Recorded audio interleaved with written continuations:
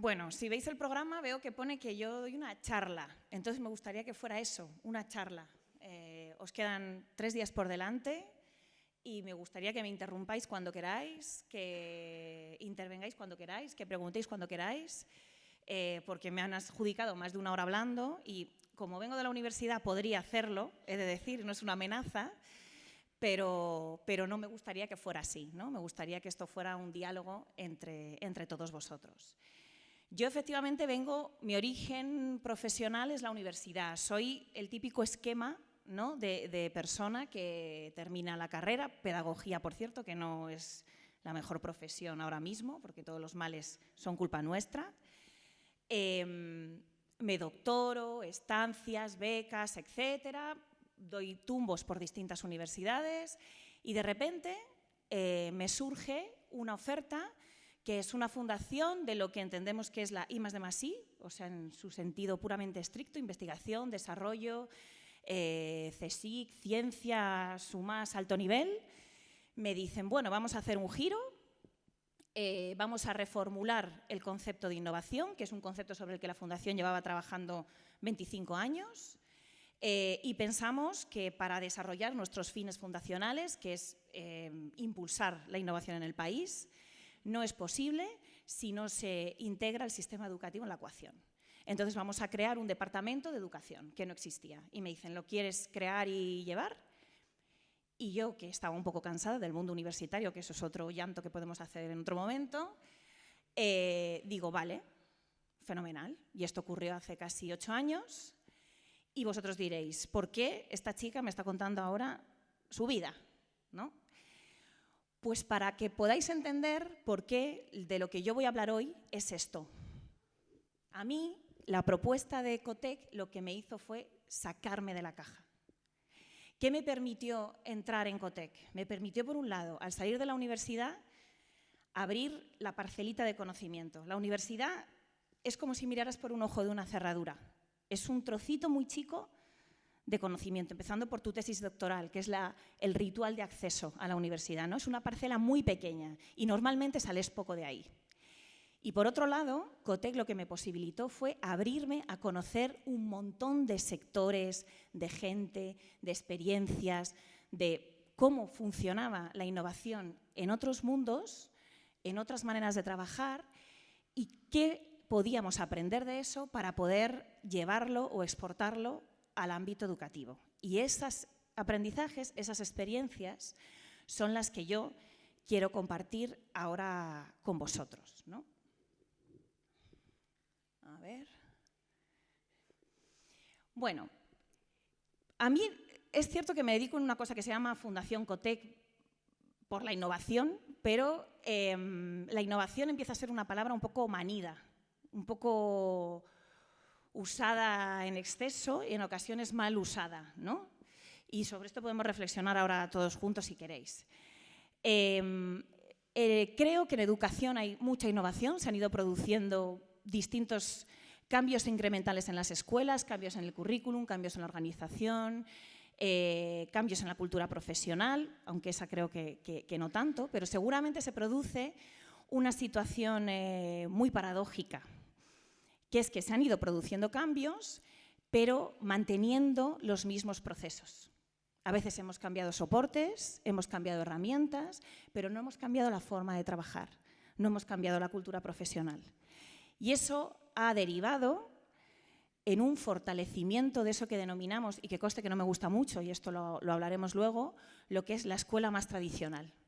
Entonces, todos esos cambios que se han ido sumando a los procesos educativos, a veces cambio, a veces mejora, a veces reforma, son conceptos que están un poco confusos y que cada uno los entiende y los aplica como quiere. Bueno, pues al final, en muchas ocasiones, han dado lugar a fortalecer estructuras y formas de pensar que no dejan de ser las de siempre, pero disfrazadas de otra cosa. Y ahora mover eso quizá es mucho más difícil que mover lo que había antes. Vaya por delante que lo que yo os cuente aquí es un poco, quiero decir, los que estáis aquí sois personas que lleváis la innovación y el cambio en vuestro ADN y por eso formáis parte de esta red. Es como echar la bronca a los que están en la iglesia de que no van a misa, pues si son los que están, ¿no? Pues esto es exactamente igual. Pero es cierto que más allá de vuestras realidades en vuestros coles y del proceso, el paso en el que estáis en el proceso de transformación, no dejáis de ser en ocasiones una minoría de lo que es el sistema educativo. Un sistema que tampoco ayuda a escuelas como vosotros, y eso lo vamos a ver luego, que inician procesos de transformación.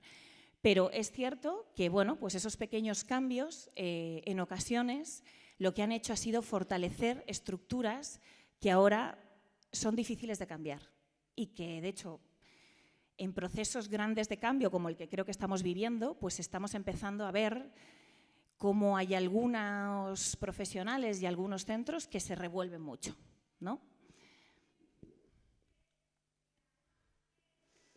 ¿De dónde partimos? Yo os voy a hacer una lectura que está basada, como vengo de la universidad, pues evidentemente las fuentes siempre están ahí, seguramente del mayor estudio que se ha hecho sobre valoración de la innovación educativa en España. Se hizo en el 2011, es un estudio que dirigió Carlos Marcelo, y que está disponible en el CIDE, son casi 1000 hojas, es un poco denso de leer, pero saca una serie de conclusiones que, aunque hayan pasado más de 10 años, desgraciadamente están terriblemente de actualidad, porque ha cambiado bastante poco. Este escenario que yo planto aquí es un escenario que mezcla parte de las conclusiones del estudio y parte de lo que yo, a lo largo de toda esta década en COTEC, he percibido de conocer escuelas, profesores y de contrastarlo, como digo, con otros sectores, ¿no? Yo creo que hay un gran movimiento en torno a la educación, a la innovación educativa, muchísimo, seguramente más que en ningún otro momento. Yo no recuerdo en mi vida profesional, que aunque diga Martín que soy joven, no soy tan joven, un movimiento como el actual para intentar cambiar las cosas. El problema es que está bastante disperso. No está coordinado, no es sistemático y eso le resta mucha fuerza, ¿no? Entonces, a veces nos cansamos mucho porque vamos como pedaleando muchas veces, pero recorremos muy poco camino, ¿no? Digamos que tenemos mal las marchas de la bici, por decirlo de alguna manera. La innovación se entiende de formas muy diferentes y seguramente si yo os preguntara aquí a cada uno de vosotros, sería difícil llegar a una definición común. Incluso la propia literatura entiende la innovación de formas muy distintas. Esto no ocurre solo en educación, ocurre también en lo que denominamos la I+D+I. Esto dificulta la implementación, porque según cómo la entendamos, pues cada centro pues puede aplicar una cosa u otra, ¿no? Por otro lado, existe un bajo nivel de publicación y de difusión de las innovaciones. Esa intención de compartir las experiencias de innovación también está algo dispersa, como lo están las propias experiencias. Otro gran problema es que no se evalúa. Son muy pocos los casos que se evalúan. Sé que aquí estáis evaluando el modelo de innovación que tienen las escuelas Trilema y que comparten con muchas de vosotras, pero esto es una excepción. En educación se evalúa muy pocas veces y cuando se evalúa genera mucha reticencia, no suele gustar en los centros, ¿no? Y se hace además desde unos parámetros que, bueno, pues a veces no son del todo rigurosos, ¿no? ¿Qué ocurre cuando no evalúas algo? Pues que es muy difícil trazar una estrategia de sostenibilidad, que los proyectos de innovación tienden a empezar siempre desde la casilla de cero. Al no evaluarse, no se sabe qué falló en la anterior, qué se puede rescatar. Entonces, cuando un centro vuelve a empezar un proceso de transformación, vuelve otra vez a la casilla de salida del tablero. Y eso hace en parte que por eso este movimiento vaya tan despacio, porque estamos empezando constantemente. Y por último, yo siempre digo que se innova pese a la administración, no gracias a la administración. Ya estamos en un punto en el que yo no le pido a la administración que haga mucho, pero lo que le pido es que no moleste. Y la realidad actual es que la administración pues sigue molestando. Entonces, los centros que deciden emprender acciones de transformación se encuentran que a los problemas y a las dificultades y barreras que ya tiene iniciar ese camino se añaden problemas burocráticos, problemas de explicaciones a la inspección, problemas a veces también de cómo se lo cuentas a las familias, pero bueno, fundamentalmente se encuentra una administración rígida cuya función en los procesos de innovación suele ser a través de convocatorias que tampoco tienen una línea clara, que un año apuestan por un tema, al año siguiente apuestan por otro, pero no hay una política pública detrás coherente, que por supuesto tampoco ha evaluado las convocatorias anteriores, que tampoco sostiene las experiencias que financió anteriormente. Entonces su papel se limita a yo te doy este dinero y luego fiscalizo si ese dinero lo has cumplido en las partidas presupuestarias que me has dicho, me has entregado el informe y se acabó. Y con eso hago poco más, ¿no? Esa brecha entre los centros y la administración se ha hecho más grande con la pandemia. Con la pandemia la administración se paró, literal. Lo único, bueno, para mí el Ministerio perdió, y esto si el Ministerio me cuelga, pero perdió la gran oportunidad de liderar por primera vez la educación del país en su globalidad y no lo hizo. Bueno, y en cambio los centros no pararon. Los centros buscaron soluciones para dar una respuesta a una situación en la que jamás pensaron que se iban a ver y que, bueno, pues después del shock inicial idearon cómo podían salir adelante, ¿no? Y eso hizo que la innovación que ocurre en los centros todavía generara una brecha más grande con lo que hacía la administración educativa. Y por último, y esto es una gran diferencia con la parte de I+D del sector, no hay una arquitectura institucional, no hay un soporte de arquitectura institucional. Y eso es un elemento importante que le resta muchísimo valor y muchísima velocidad al proceso de transformación sistémica. Ay, gracias.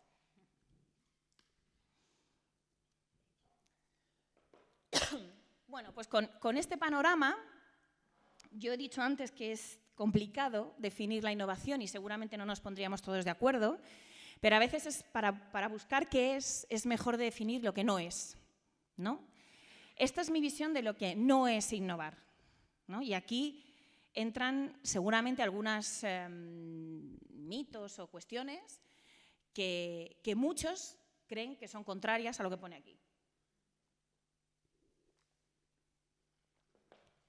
La primera de ellas, y lo digo ahora que parece que la tecnología después de la pandemia invade toda la vida escolar y todos los procesos de transformación.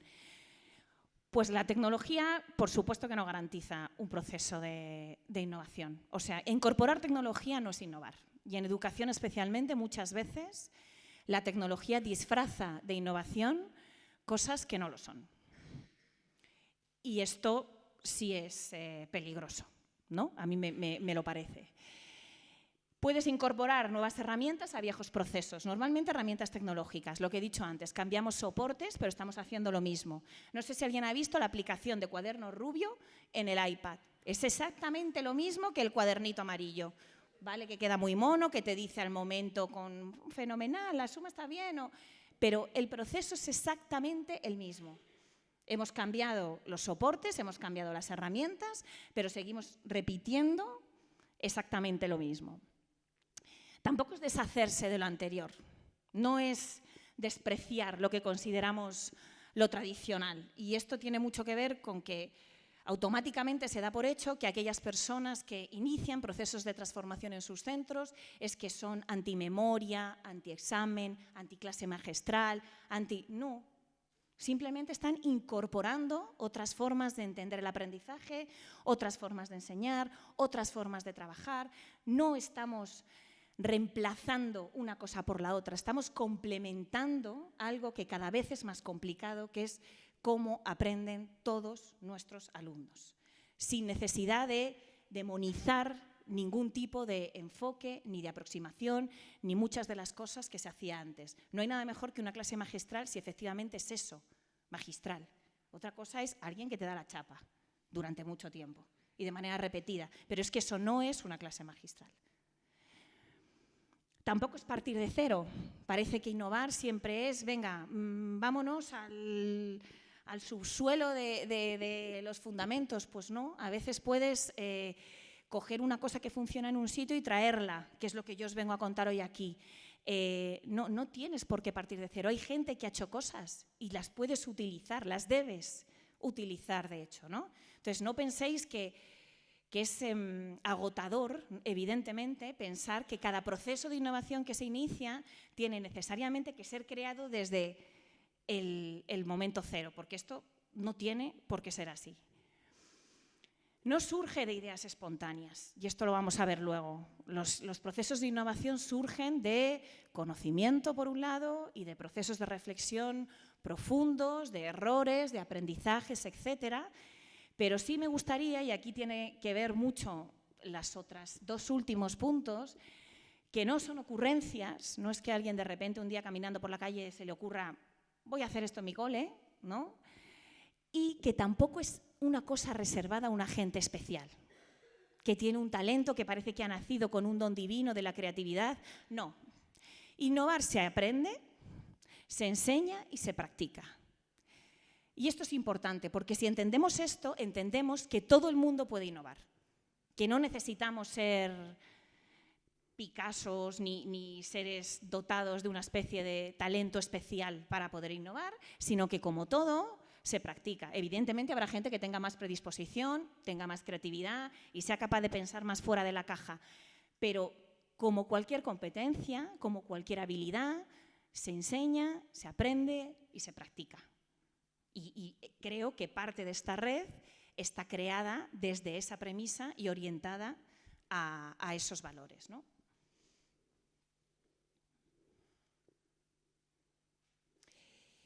Martín ha hecho mención, yo os he dicho lo que no es para mí innovar. Y yo voy a compartir con vosotros, antes de entrar en la reflexión de la innovación dentro y fuera de la escuela, lo que yo entiendo que es mi modelo de innovación. Es un modelo que compartí y creamos de manera conjunta a través de REDE, la Red por el Diálogo Educativo, a la que Martín ya ha hecho antes mención, donde estaba efectivamente Trilema.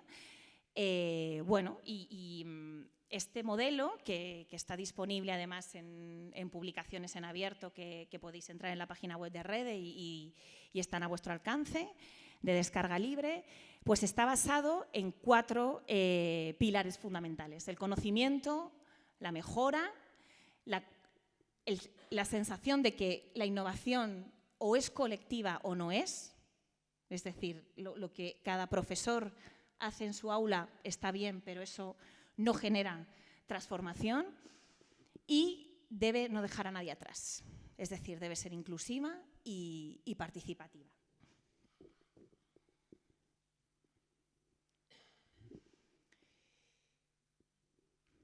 Tiene estas 4 claves. Es un proceso basado en conocimiento y, ojo, conocimiento educativo que no solo es científico. La definición, para que os hagáis una idea, de innovación en COTEC es todo cambio basado en conocimiento que genera valor. Todo cambio no solo tecnológico, basado en conocimiento no solo científico y que genera valor no solo económico.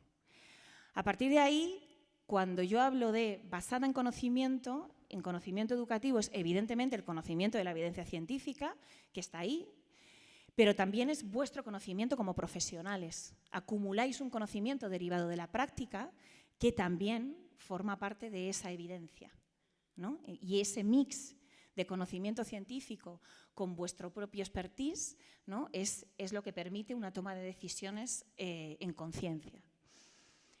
Si está basado en conocimiento, requiere necesariamente validación y evaluación, porque si no es imposible volver a tomar decisiones. El centro comunidad de cambio. Aquí ha salido, he oído antes el tema de la autonomía de centro. Sé que es una cosa que pedís, sé que la ley abre la autonomía de centro y evidentemente nadie mejor que vosotros conoce vuestros centros, vuestros equipos, vuestros niños, vuestras familias y vuestro entorno. Y el currículum y los procesos educativos tienen que tener ese margen para adaptarse. Otros países, ha sido precisamente, por ejemplo, Portugal, la apertura a la autonomía de centro, lo que ha permitido volcar cifras, por ejemplo, de abandono educativo temprano, similares a las que teníamos en España. En definitiva, ¿por qué digo el centro? Que es como el nivel meso que decimos en educación. El micro es el aula, meso es el centro y el macro es la política pública. El nivel meso permite transitar de lo que yo denomino de la experiencia, vuestra experiencia en las aulas, ¿no?, al proyecto. Permite pasar de las innovaciones, en plural, a la transformación sistémica, que creo que es lo que necesitamos para poder impulsar todo lo que estáis haciendo, ¿no? Creo que hay un montón de profesores innovadores, pero viven como islas. A veces en sus centros, son poquitos, algunos pasan verdaderas dificultades porque no tienen una aceptación por parte de sus colegas profesionales, por parte de su equipo directivo, entonces van como a contracorriente, permanentemente. Eso no genera transformación, no genera cambio. La suma de las pequeñas innovaciones, y eso lo vamos a ver más tarde, es lo que hace que vayamos tan lentos comparado con otros sectores. Otros sectores han sabido coger lo que hacen en cada sitio, dotarlo de una coherencia, de una sistematización, y eso automáticamente es lo que propulsa para arriba y les hace ir mucho más deprisa. Procesos educativos como eje central. Aquí tenemos una dualidad. Siempre para la toma de decisiones, ¿dónde está la innovación? Siempre la decisión pedagógica. Sé que es un poco de perogrullo, pero ahora que vienen tiempos de digitalización, creo que conviene recordarlo. Yo sigo manteniendo clases en la universidad. Si os cuento la estrategia de digitalización de la universidad, te mueres. O sea, no sé quién la ha pensado. Se han gastado un dineral en equipamientos, en cámaras. Estamos aquí que parecemos Gran Hermano. Pero yo no veo que esto se traslade en una decisión pedagógica, o sea, que a mí me graben dando una clase a distancia. Es que es la absurdez mayor del mundo. No sé, hay un montón de dinero ahí gastado y mal gastado porque se ha tomado una decisión desde la perspectiva de la compra de equipamiento y no desde la perspectiva de, bueno, qué modelo de universidad queremos, cómo vamos a enseñar, cómo vamos a relacionarnos con nuestros alumnos, cómo, no sé. Entonces, siempre, y en esto la etapa escolar lo hace bastante mejor que la de educación superior, la toma de decisiones tiene que ser pedagógica. Y luego, claro, reconocer el proceso educativo como eje central supone también reconocer el trabajo que para vosotros supone esos procesos de transformación. Un trabajo que para mí debería estar dentro de algo que no existe en este país, que es el desarrollo de carrera profesional docente. No está. Si estuviera bien articulado y si tuviéramos esa arquitectura institucional, todos estos esfuerzos, estos proyectos que hacéis en vuestros centros deberían tener una traducción en vuestra carrera profesional. Por ejemplo, como esto que estaban diciendo aquí las compañeras, de ir a mentorizar, a acompañar a otros centros que están iniciando procesos de transformación. Esto es algo que es cierto que muchos centros concertados y privados han entendido y ponen en marcha, pero que es muy difícil de acometer en la estructura de recursos humanos de la escuela pública. Y bueno, pues eso le genera, evidentemente, la coloca en desventaja, creo yo, ¿no? Y claro, evidentemente, los procesos de cambio necesitan que en vuestros horarios haya tiempos y espacios para trabajar de manera conjunta. Nos hartamos de decir que tenemos que trabajar de manera colaborativa, pero es cierto que la estructura y la organización de los centros y el horario profesional no lo posibilita en muchísimos casos. Entonces, esto necesita estas dos vertientes, el reconocimiento en la carrera profesional y en el día a día de vuestra práctica docente. Y por último, las alianzas. Alianzas internas y alianzas externas. Sobre esto vamos a volver a hablar más tarde, alianzas que permiten la creación de redes como esta que nos une aquí hoy a todos, alianzas dentro del centro, fuera del centro, con otras escuelas en el territorio, entre países. Bueno, las alianzas se pueden plantear de muchas maneras según los objetivos, ¿no?, de cada escuela. ¿Cómo se innova fuera de la escuela? Y aquí es donde quiero que empiece realmente la charla. Yo tengo 2 diapositivas de esto, innovar fuera de la escuela y innovar dentro de la escuela. Aquí quiero que me digáis si vosotros lo veis así o no. Yo la innovación fuera de la escuela, como os he dicho, la he conocido en todos estos años en Cotec, a través de empresas, a través de organismos públicos de investigación, a través de grupos punteros de investigación, a través de tecnológicas, a través de, bueno, de empresarios, de startups, de emprendedores, de un montón de perfiles. También, evidentemente, hay, o sea, no todo es estupendo y maravilloso, esto va por delante, también hay modas, también hay cosas que se disfrazan de cosas que no son, etcétera. O sea, en esto tenemos cosas comunes, ¿no? Pero en general, cuando los procesos son serios en los sectores fuera de la escuela, primero, las innovaciones surgen casi siempre de conocimiento, hasta el punto que hay un término en innovación, de hecho es un eje fundamental, por ejemplo, en la universidad, que se llama transferencia de conocimiento. Es eso, es decir, todo el conocimiento científico salta a la sociedad. Y hay hasta vicerrectorados enteros dirigidos a esto, organismos de los centros de investigación, del CSIC, de los hospitales, bueno, que tienen entidades enteras dirigidas a gestionar lo que se denomina transferencia de conocimiento, porque hay un conocimiento sólido que es necesario transferir a la sociedad, es decir, identificar cómo esa investigación puede acabar en algo útil y tangible para nosotros como ciudadanos. Otra segunda característica es que normalmente los procesos de innovación se articulan en torno a retos o misiones. ¿Esto qué quiere decir? Que son grandes cosas que queremos conseguir. Para conseguir algo tan grande no vale ir con tu parcelita de conocimiento por el mundo, sino que necesitas sumar las parcelas de todos, ¿no? Para combatir cosas como el cambio climático, como el envejecimiento, como nuevos materiales, bueno, temas tan elevados que requieren de muchas disciplinas trabajando conjuntamente, ¿no? Sin ir más lejos, el programa marco de la Unión Europea, el anterior, que va a acabar ahora, está articulado en torno a retos. El nuevo, que va a arrancar próximamente, está articulado en torno a misiones. Las alianzas. Este es un tema muy polémico en educación, la colaboración público-privada. En otros sectores, todo el mundo lo da por hecho. No hay un ámbito en la I+D que no entienda que se necesita de la colaboración público-privada. Podéis discrepar en cómo se articula esa colaboración público-privada, pero nadie desecha el sector privado. Nadie. En educación, meter al sector privado es un follón. Seguramente solo hay una etapa del sistema educativo, una que no lo ve tan mal, pero evidentemente porque vive de ello, que es la formación profesional. La formación profesional sabe que sin el sector empresa pierde su sentido. Ahora, meter otro tipo de agentes externos a la escuela, ojo, empiezan un montón de gente a discrepar, hay suspicacias, cuáles son los intereses, etcétera. Que no digo que a veces no los haya, pero no sé si la solución es desechar toda entrada de sector privado. Bueno, pues en la escuela es algo, y en la universidad ni os cuento, en la universidad ya es, bueno, mercantilismo puro. Entonces, bueno, pues cuesta, el sector educativo le cuesta relacionarse con una parte de la sociedad que sale de la estructura pública. Las innovaciones fuera del sector educativo también se comparten y se conectan y, por supuesto, se evalúan. La mayoría de ellas se evalúa, a veces hay evaluaciones duras en el sentido que llegas al mercado, funcionas, no funcionas, hasta aquí hemos llegado.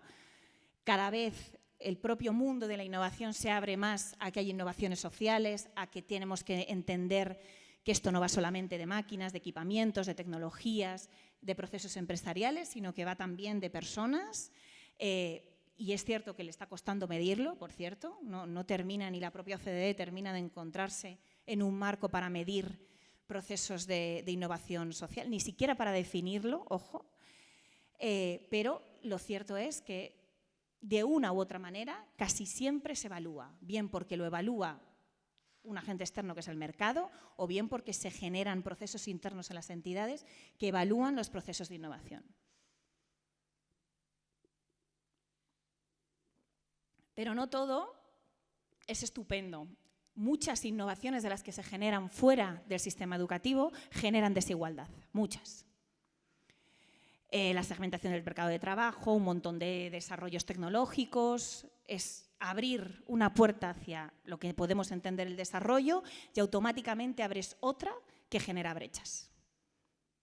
Eso está ahí. Es cierto que a veces la innovación ayuda a dar solución a las brechas, pero en muchas ocasiones las abre. Son, en la mayoría de ellos, reforzados por un sistema. Hay una arquitectura institucional de I+D+I, hay un ministerio, hay unas entidades, hay una agencia estatal. ¿Funcionará mejor o peor? ¿Tendrá más o menos dinero? Lo que vosotros queráis. ¿Tendrá una visión más clara o menos clara? ¿Será una política más de primera o de segunda? Un presupuesto mayor o menor, pero tiene un sistema organizado que permite coger lo que se hace, articularlo, sistematizarlo y darle ese empujón de transformación del sistema. No tiene ideología normalmente. Es mucho más común que un ministerio de ahora mismo de Ciencia e Innovación, es mucho más neutral que evidentemente otros ministerios. Es mucho más fácil poner en común y de hecho creo que de las pocas leyes que tiene el consenso completo del Parlamento es la ley de la ciencia. O sea, son ámbitos donde es más fácil llegar a acuerdos, que por ejemplo en educación, que no os tengo que contar lo que es. Hoy ha vuelto a salir en prensa que se ofrece un nuevo pacto educativo. Yo ya es que estoy aburrida, pero mucho más difícil, ¿no?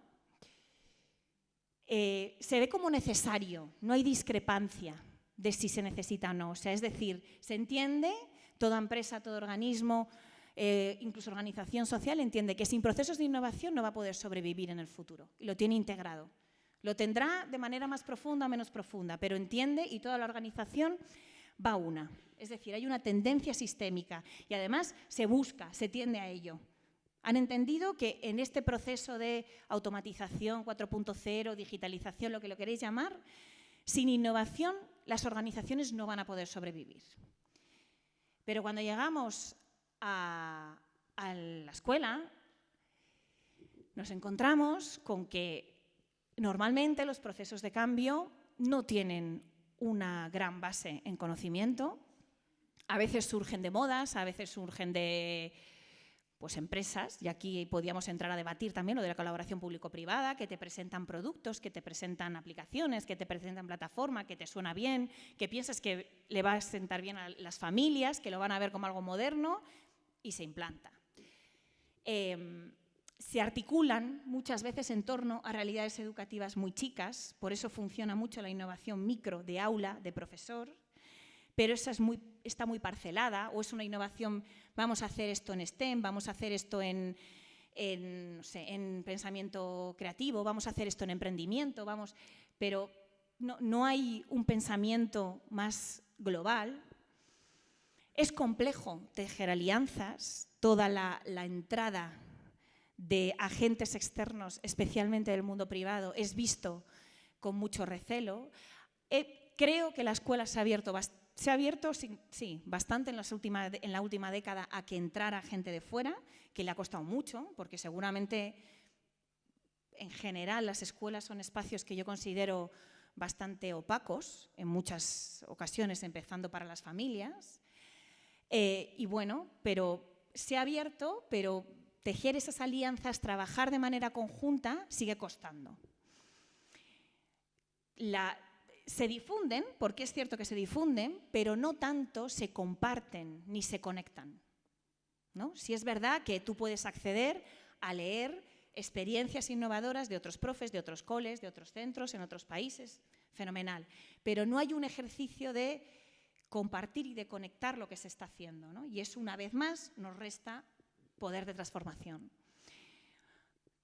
Sinceramente no se evalúa, muy pocos casos se evalúan. O sea, yo he puesto ahí escasa, puse primero no hay evaluación, luego dije, bueno, Ainara, te has pasado, voy a poner escasa, pero yo conozco poquísimos casos, y creo que me sobran dedos de la mano, de evaluación rigurosa de procesos de innovación educativa. La parte buena es que, mientras que las otras innovaciones generan desigualdad, las innovaciones que se producen en la escuela, sin embargo, la inclusión suele ser una gran palanca del cambio. Yo muchas veces en coles de estos que llamamos innovadores, cuando les pregunto ¿por qué habéis hecho esto?, las respuestas suelen ser muy parecidas y se resumen en para no dejar a ninguno de mis alumnos atrás. Me vi con un problema en el cual tal porcentaje de alumnos se me iban, se me escapaban, no llegaban, o sea, y entonces dije, tengo que hacer algo. Entonces, la inclusión es verdad que para nosotros el querer que la educación llegue a todos nuestros niños es una palanca de cambio. No cuenta con un soporte del sistema educativo, es decir, la administración, antes estaba el CNIE, ahora eso se eliminó. La administración sí tiene convocatorias de innovación, pero cada comunidad autónoma tiene la suya, funciona de manera dispersa, lo que he dicho antes, desconectada, no es sostenible, lo que convoca un año al año siguiente, pues bueno, puede haber cambiado las tendencias, o sea, no hay una estructura que sostenga los procesos de cambio. Normalmente innovar en educación se vincula con un posicionamiento, a veces ideológico, y genera rechazo. No tenéis nada más que ver Twitter hoy en día, ver todo lo que se está liando por el currículum competencial,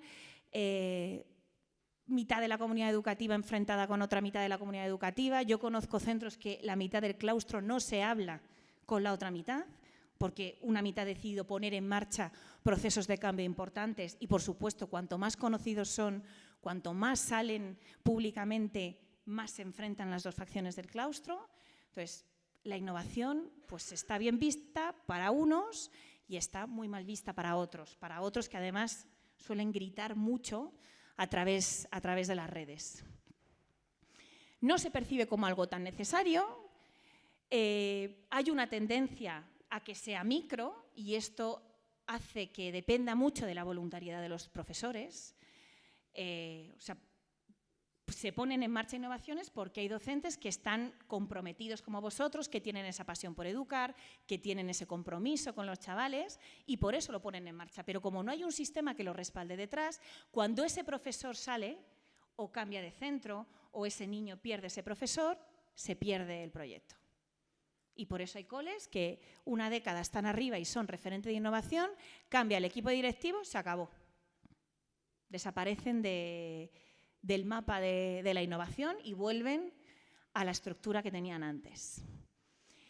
Y a veces pues esto hace que incluso se evite, porque genera tanto conflicto cultural entre los propios equipos, etcétera, pues que dicen, bueno, pues que me quede como estoy. Porque si inicia un proceso, las consecuencias pueden ser peores que la situación desde la que parto. ¿Qué hora es a todo esto? ¿Veis cómo he dicho que podía seguir? Ah, bueno.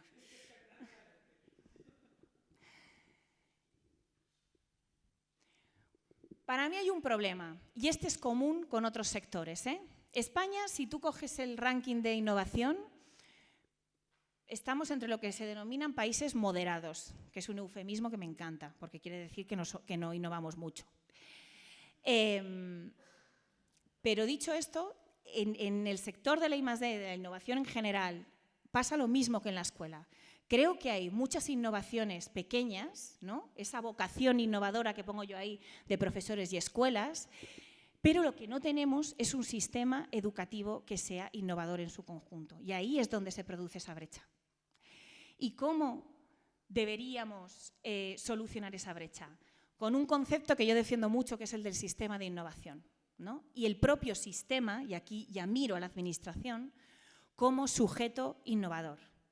O sea, como ya es tarde y quiero que podamos tener una conversación, yo tengo aquí una serie de diapos, pero son quizá un poco más complejas, pero se resume. Bueno, esto es un texto que en innovación es muy conocido, está ahí abajo la cita, se llama The Moon and the Ghetto, que fue escrito en el año 77 y el autor volvió a hacer como una traducción, es como una revisitación, volvió a relanzarlo en el 2011 y se preguntaba una cosa: ¿cómo es posible que hayamos conseguido cosas tan complejas como mandar el hombre a la luna y no hayamos sido capaces de erradicar problemas como el analfabetismo, la pobreza, etc. O sea, ¿cómo es posible que eso haya pasado? Y él dice que uno de los problemas es porque todas esas políticas y esas actuaciones, donde estaría también la educación, evidentemente, adolecen de un sistema de innovación. Es cierto que la ciencia tiene conocimiento y a veces tiene recursos, pero eso por sí mismo no es suficiente. El sistema de innovación es un conjunto de muchos elementos, que ahí pongo los que son, que tienen que organizarse, tienen que sistematizarse y tienen que crear esto que yo denomino la arquitectura institucional, que es lo que haría posible que vuestro trabajo se hiciera gracias a la Administración y no a pesar de la Administración. Mientras eso no ocurra, y aquí voy a dejarlo, bueno, mientras eso no ocurra, lo que va a ocurrir es que vamos a ir sumando innovaciones, vais a seguir trabajando, tendréis momentos donde estaréis más motivados, otros momentos donde estaréis más cansados, pero el camino que vais a recorrer va a ser muy lento, porque esa suma no va a generar un proceso de cambio, porque no existe un sistema de innovación que permita transformar esos pasitos en una palanca. Y esto sí es una llamada a la Administración, que bueno, aquí no hay nadie, pero, y esta sí que es la última, la Administración no hace más que llamar a innovación para pedir a los centros que innoven. Es su manera de entender la innovación educativa, es decir, entienden que esto pasa por innovación en los centros, innovación vuestra como docentes, innovación en los proyectos de centro, bueno, y jamás se mira para adentro. Esto me hace mucha gracia. Los centros tienen que compartir. ¿Ellos comparten? ¿Las comunidades autónomas comparten las prácticas, por ejemplo, de políticas públicas? No. Vosotros tenéis que innovar. La Administración educativa innova. Hay herramientas de innovación pública. Varias, os puedo decir, desde sandbox, innovación regulatoria, innovación organizativa, testeos. Hay muchas cosas que podrían hacerse y que en otros países se hacen. Aquí no se hace nada. Han venido una cosa que se llama fondos europeos y han dicho hay que innovar en justicia, en función pública, en ¿qué más? En economía, en fintech, en tal. Nadie ha dicho que habría que innovar en políticas públicas educativas, nadie. Entonces, la Administración pide a los centros que innoven, entiende que la innovación pasa por esa unidad de cambio que es el centro, pero ellos no se lo aplican, ¿no? Es como la madre esta que dice, pero no se pega, mientras está dando la colleja a su hijo, ¿no? Pues lo mismo, ¿no? Entonces, esto es lo que para mí creo que sería un elemento decisivo para provocar ese cambio, para poder realmente rentabilizar todo el trabajo que hacen docentes y centros como los vuestros, ¿no? Y bueno, desde COTEC, a mí es el tema en el que este año además estamos trabajando, en ese mapa de innovación en el diseño de políticas educativas, y esperemos que una cosa buena que tiene COTEC, cuando yo decía distintos agentes, es que sí tenemos interlocución con la Administración, con el Ministerio y con distintos territorios, y bueno, pues ahí seguiremos dando la matraca. Solo os pido que en el camino vosotros no desfallezcáis. Muchas gracias.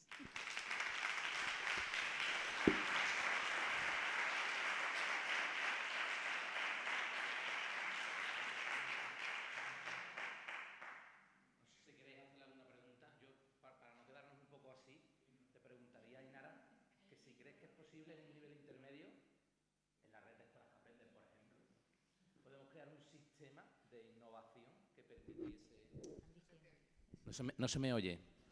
¿Me se escucha? Ahora sí. O sea, que para no quedarnos un poco así, ¿no? Que parece... Podemos establecer, digamos, un nivel intermedio, un sistema de innovación. O sea, quiero decir, esto es lo que funciona ahora. O sea, el camino que se ha recorrido se recorre así, a base de niveles intermedios. O sea, mi queja, por decirlo de alguna manera, es porque ese nivel intermedio iría muchísimo más rápido si existiera esa arquitectura. Claro que hemos recorrido camino. O sea, yo llevo trabajando a lo mejor en educación 20 y tantos años. Aquí habrá gente que lleve seguramente más que yo, y si mira para atrás, ¿no? Seguramente habrá visto, vaya, pues claro que hemos recorrido mucho camino, o sea, eso es cierto. Y insisto que jamás, yo nunca he asistido en mi vida profesional a un momento como el actual de querer el cambio, ¿no? Porque yo hablo mucho de que en Twitter hay mucho ruido en contra de la innovación educativa, que si ahora los ámbitos, que si no sé qué, o sea, pues no os tengo que contar nada. Pero hay mucho ruido de una parte que creo que es minoritaria. Lo que pasa es que el resto estáis callados, porque no entráis en ese juego. Pero creo que son más los que piensan de la otra manera que los que sacan diatribas, pues como el libro este Prohibido Aprender y, bueno, en fin. Entonces, sí, claro que creo que hay niveles intermedios, pero lo que me da rabia, y también yo desde el punto en el que trabajo, mi labor un poco es tener esa mirada sistémica, ¿no? Un poco de apretar las tuercas al sistema, por decirlo de alguna manera. Porque para otros niveles ya lo estáis trabajando muy bien aquí o en otras redes, quiero decir. O sea, claro que los niveles intermedios funcionan, por eso esto avanza. Pero lo que digo yo es que si esto se uniera a un cambio sistémico, la velocidad que cogería esto sería comparable a la de otros sectores, que no lo es.